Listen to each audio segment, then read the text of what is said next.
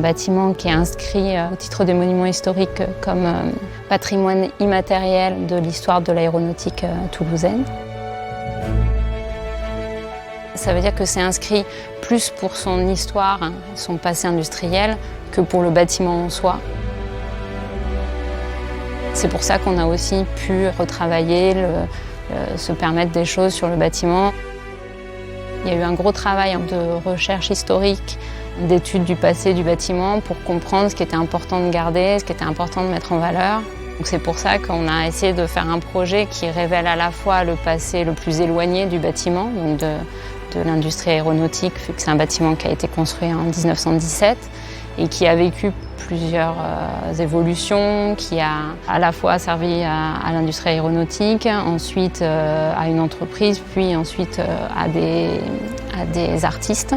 Donc on a voulu vraiment par le projet montrer toute cette histoire jusqu'à son histoire la plus récente. Donc le but c'est de créer un écosystème à l'intérieur de ce bâtiment qui permette de faire cohabiter des startups avec les entités de la région. C'est un projet de rénovation de façade existante qu'il a fallu entièrement refaire.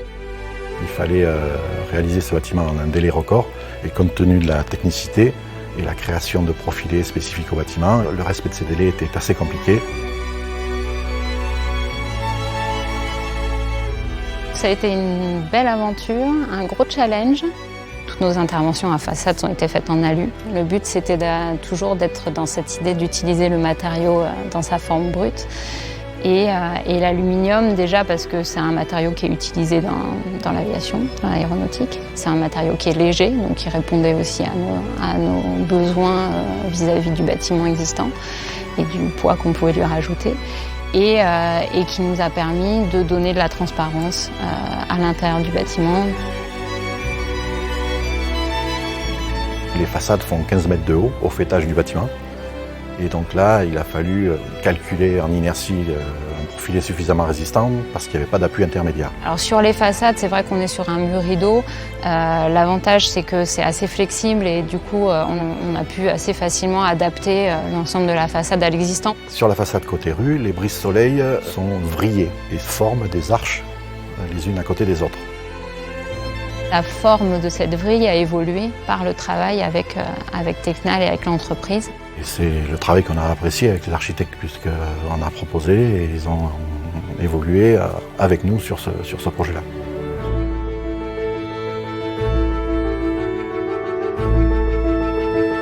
Quand on voit les photos, la réalisation et le prix de l'architecture qui va avec, c'est une fierté pour toute l'entreprise et ça crée une motivation dans nos équipes.